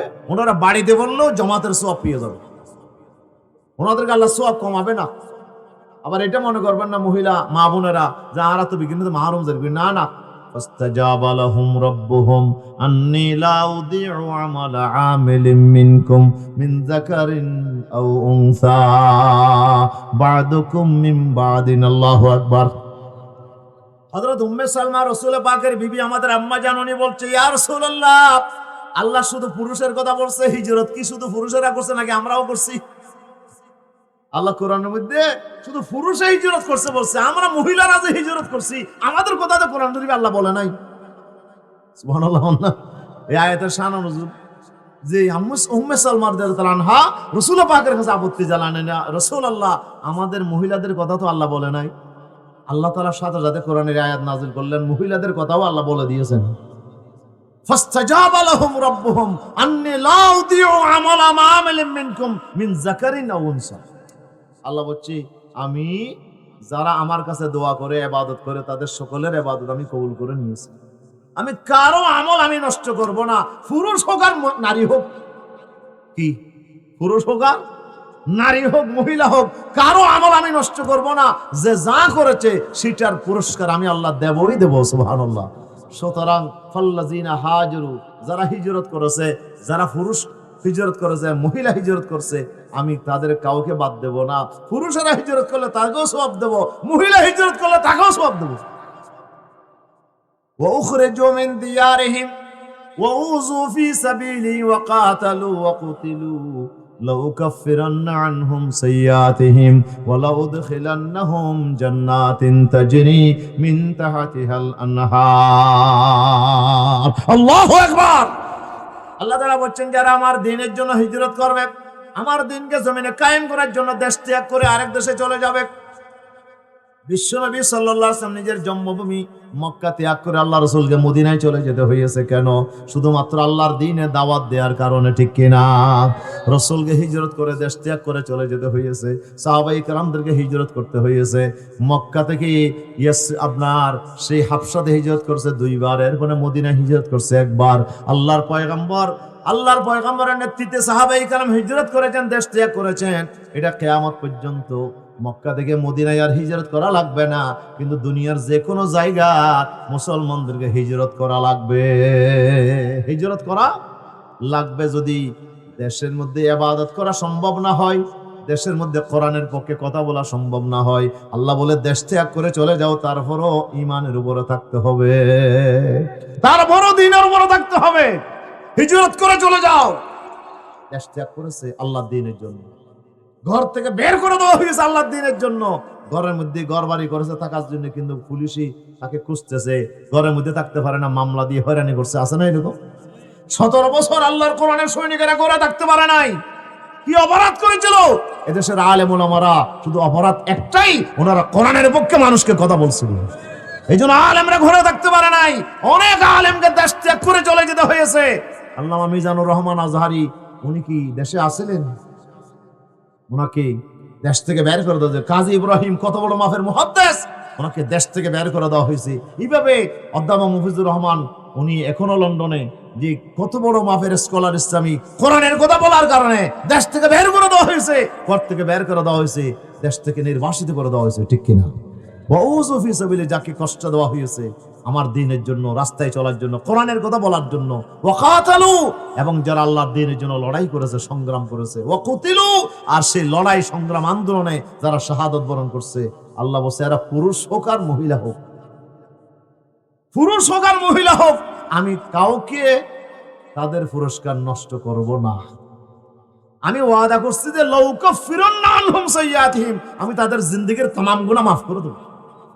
ওয়ালাউদখিলান্নাহুম জান্নাতিন তাজরি মিন তাহতিহাল আনহার, চিরস্থায়ী জান্নাতে আমি তাদেরকে অবশ্যই প্রবেশ করাবো। সাওয়াবাম মিন ইনদিল্লাহ, এটি আল্লাহর পক্ষ থেকে প্রতিদান। ওয়াল্লাহু ইনদাহু হুসনুস সাওয়াব, আল্লাহর কাছেই উত্তম প্রতিদান আছে। প্রিয় হাজিরিন, কথা অনেক দূরে চলে গেছে। আমি আপনাদেরকে যেটা বলতে চাইছিলাম, তাহলে আমাদের কি নারী হোক আর পুরুষ হোক, আমার মা বোনেরাও জামাতের সওয়াব পেয়ে যাবে যদি বাড়িতেও করে। ঠিক কিনা? ওদের সওয়াব কিন্তু কমবে না। ওদের পর্দাটা নামাজের চাইতে গুরুত্বপূর্ণ। কথা বুঝাতে পারছি? পর্দা নামাজের চাইতে, নামাজ তো বেশি গুরুত্বপূর্ণ, কিন্তু নামাজের চাইতে গুরুত্বপূর্ণ হচ্ছে পর্দা। এই জন্য পর্দা রক্ষা করার জন্য রাসূলুল্লাহ বলছে যে মসজিদে আসার চেয়ে বাড়ির ভিতরে বড়, তোমার পর্দা বেশি রক্ষিত হবে। কথা বুঝাতে পারছি? আল্লাহ আমাদের মা বোনদেরকে বোঝার তৌফিক দাও, আমিন বলেন। তাহলে একটু খেয়াল করেন, যেখানে নামাজের চাইতে আপনার পর্দা বড়, আপনি সেই পর্দা কেন লঙ্ঘন করছেন? সিনেমাতে গিয়ে, আপনি বাণিজ্য মেলায় গিয়ে, আপনি রোডে গিয়ে, মার্কেটে গিয়ে আপনি আজকে পর্দা লঙ্ঘন করছেন, অথচ এই পর্দা নামাজের চাইতে আপনার জন্য বেশি দামি। পর্দা করবেন, আপনি সম্মানিত হবেন। পর্দা যদি আপনি ছেড়ে দেন, আপনি দুনিয়াতেও লাঞ্ছিত হবেন, মরণের পরেও লাঞ্ছিত হবেন। আল্লাহ আমার মা বোনদেরকে বোঝার তৌফিক দাও, আমিন বলেন। আসেন এবার, তাহলে নামাজ পড়তে হবে কোথায়? মসজিদে জামাতে পড়তে হবে, জামাতে ফরজটা পড়তে হবে। আর বাকি সুন্নত নামাজ, নফল নামাজ, এগুলো মসজিদেও পড়তে পারেন, তবে বাড়িতে পড়লেও বরকত হবে। বাড়িতে পড়লে আপনার জন্য বাড়ির মধ্যে বরকত হবে। ঠিক কিনা? এই জন্য সাহাবাই কেরাম আল্লাহ রাসূলকে নিয়ে যাইতেন বাড়িতে, ইয়া রাসূল আপনি একটু নামাজটা পড়ে দেন না বাড়িতে, আমরা যেন এখানে একটু নামাজ পড়লে বেশি বরকত হয়। সুবহানাল্লাহ। হ্যাঁ, রাসূল সাল্লাল্লাহু আলাইহি সাল্লাম মসজিদের বিভিন্ন সাহাবীর বাড়িতে গিয়ে বরকত নামাজ পড়তেন, আর সাহাবীরা রাসূলুল্লাহ যেখানে নামাজ পড়েছে ঠিক সেই জায়গাকে ওনারা মসজিদ বানিয়ে নিয়েছে। প্রত্যেকটা বাড়িতে একটা রুম থাকা দরকার, এই রুমটা পরিষ্কার পরিচ্ছন্ন থাকবে। কথা বুঝতে পারছি? একটা রুম থাকতে হবে যেখানে মুসাল্লা থাকবে, পরিষ্কার পরিচ্ছন্ন থাকবে। বাড়ির সবাই ওই জায়গায় কি করবে? নামাজ পড়বে। পুরুষেরা পড়বে, মেয়েরা পড়বে, সেখানে নামাজ পড়বে। এরকম একটা বাড়ি, একটা রুম থাকা দরকার। কিন্তু আমাদের বাড়িতে কি সে রুম আছে? এমনি ড্রয়িং রুম করছি, কত কিছু সাজাইছি, হ্যাঁ, বাঘবাল্লক দিয়ে, হ্যাঁ, কুকুর শিয়ালের জন্য কত মানুষ আসে তাদের জন্য, কিন্তু আমরা নামাজের জন্য কোন রুম করার এতটুকু সুযোগ আমাদের হয় নাই। পুরো মার্কেট করেছে, একটা মার্কেটের ভিতরে নামাজ পড়ার রুম নাই। আছে না এরকম? হোটেল করেছে, বিরাট হোটেল, সব হোটেল ভাড়া দিচ্ছে, কিন্তু একটা ছোট রুমও সে একটা নামাজের জন্য বরাদ্দ করতে পারে না। এমন ইমানদারও আছে না? নাই। কিন্তু প্রত্যেকটা মুসলমানের দায়িত্ব হচ্ছে তার বাড়িতে, তার ঘরে, তার রুমে একটা জায়গা অবশ্যই থাকবে যেখানে সে নামাজ পড়বে। এই জায়গাটা পরিষ্কার পরিচ্ছন্ন রাখতে হবে। আল্লাহ আমাদের বোঝার তৌফিক দাও, আমিন বলেন। তাহলে আবার আসেন, ফরজ নামাজটা কোথায় পড়বো আমরা? মসজিদে পড়বো। এখন মসজিদে যারা নামাজ পড়ে ওরা কারা? আল্লাহ বলছেন ইন্নামা ইয়ামুরু মাসাজিদাল্লাহি মান আমানা বিল্লাহ ওয়া বিল ইয়াউমিল আখির, না ওয়াল ইয়াউমিল আখির, আল্লাহর প্রতি ঈমান এনেছে, আখিরাতের প্রতি ঈমান এনেছে। ওয়া আকামাস সালাত, এবং নামাজ কায়েম করেছে। ওয়া আতাজ যাকাত, যাকাত আদায়। ওয়ালাম ইয়াখশা ইল্লাল্লাহ, আল্লাহ ছাড়া কাউকে ভয় করে নাই। সুবহানাল্লাহ। এই পাঁচটা গুণ যাদের ভিতর আছে, আল্লাহ বলছে তারাই মসজিদকে আবাদ করবে। মসজিদকে কি করবে? আবাদ।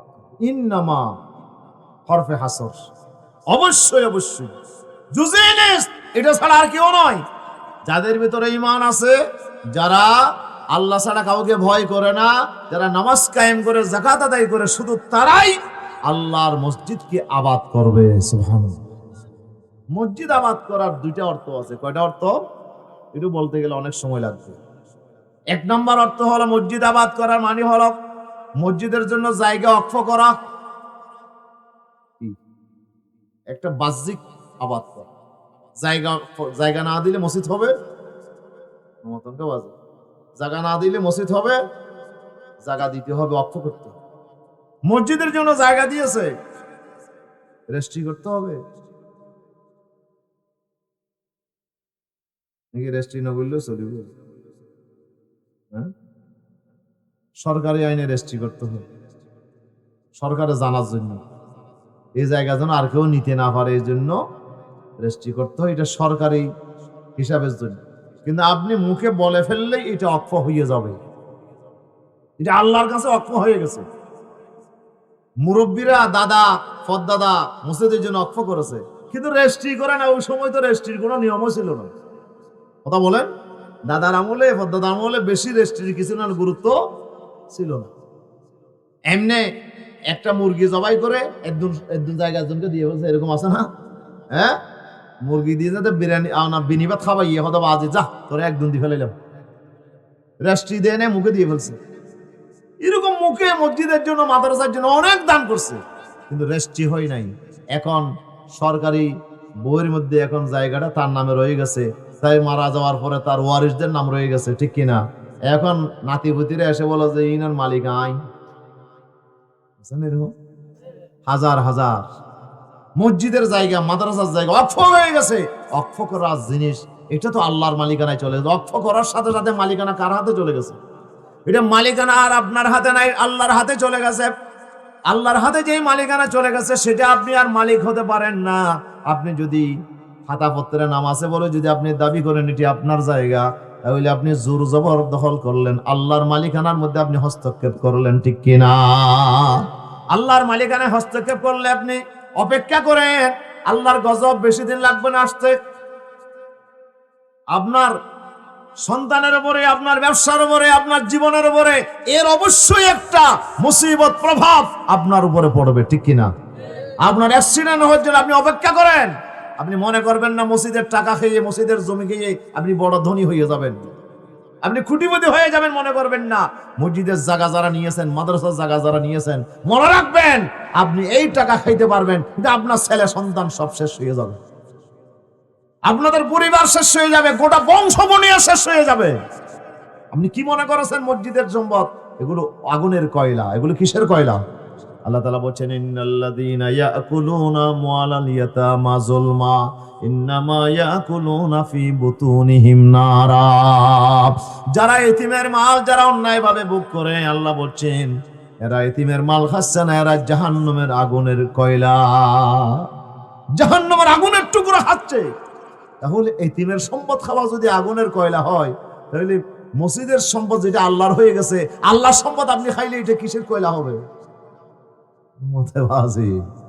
এটা তো অনেক বেশি পাওয়ারফুল। এটা আল্লাহর সম্পদ আপনি খাচ্ছেন, আপনি এতিমের সম্পদ না, এটা আল্লাহর সম্পদ। ওটা আল্লাহ বেশি ধনী, আল্লাহ নিয়ে খাইলেও সমস্যা নেই। কেন বুদ্ধিমান আল্লাহ, হ্যাঁ, যুক্তি বেশি বাজে। আমাদের আল্লাহ ঋণ খাইলে আল্লাহকে অভাবত তৈরিব না, এতিম তো অভাবত তৈরি। মনে রাখবেন এগুলো আল্লাহর মালিকানায় চলে গেছে। আল্লাহর অধিকারে যদি আপনি হস্তক্ষেপ করেন, আল্লাহ তাআলা আপনাকে ছাড় দেবে না।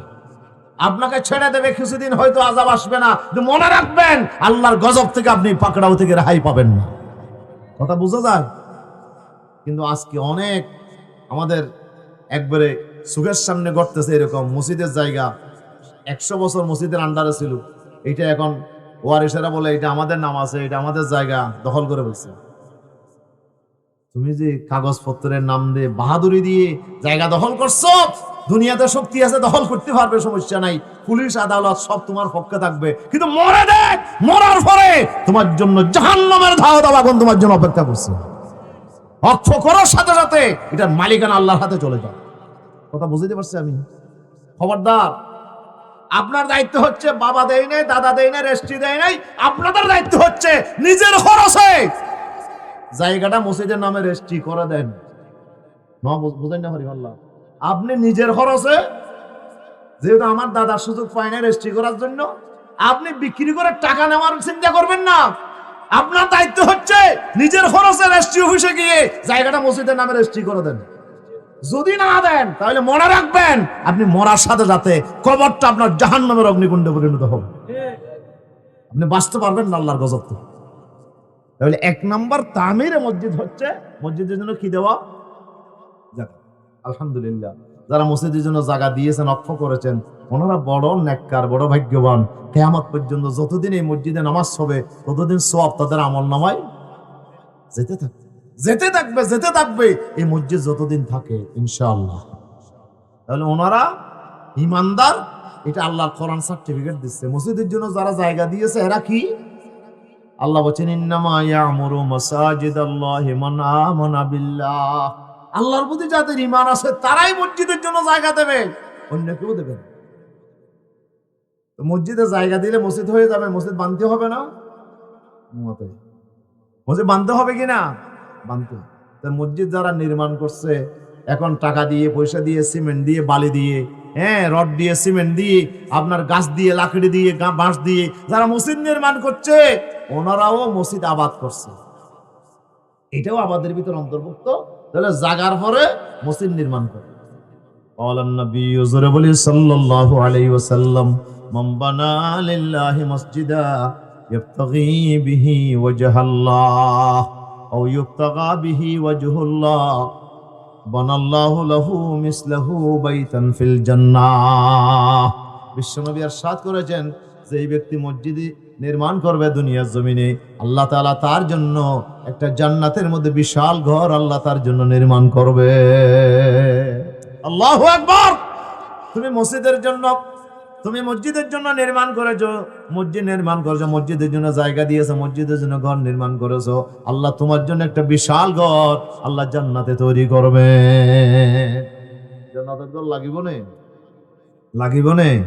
যদি ঘর লাগে তাহলে কি বানতে হবে? মসজিদ নির্মাণ করতে হবে।